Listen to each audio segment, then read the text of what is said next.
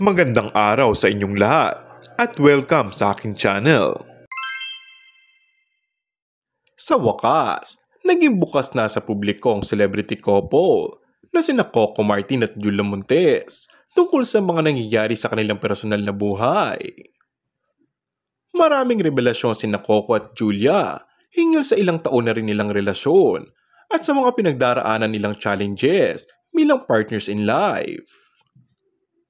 Ayon sa kapamilya teleserye King, more than mag-partner pa ang turingan nila sa isa't isa. Solid na raw kasi ang foundation ng kanilang relasyon. Mula pa noon ay nagsusuportahan ng celebrity couple at sabay na inaabot ang kanilang mga pangarap para sa kanilang mga respective careers. Kwento pa ng lead star ng hit kapamilya series na FPJ's Batang Quiapo. May mga pagkakataon daw pag si Jules walang teleserye, walang pelikula na ginagawa, pinag-aaral ko siya. Ang pangarap ko sa kanya makagraduate pa rin siya ng college, dahan-dahan lang. Ako na bahala sa pagtatrabaho, basta gusto ko, matupad niya yung dreams niya. Gusto ko lahat ng pinagtatrabuhan niya, lahat ng kinikita niya, gusto ko sa kanya.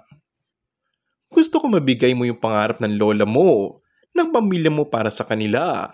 Kasi ako, kaya ko ng sarili ko. Aniya pa. Promise pa ni Coco kay Julia, ako nang bahala sa'yo. Arbor na kita. Bilang lalaki, ako yun. Responsibilidad ko yun. And that's all for our today's video. Kung bago ka lang sa aking channel ay mag-subscribe at pindutin na rin ang notification bell. Maraming salamat!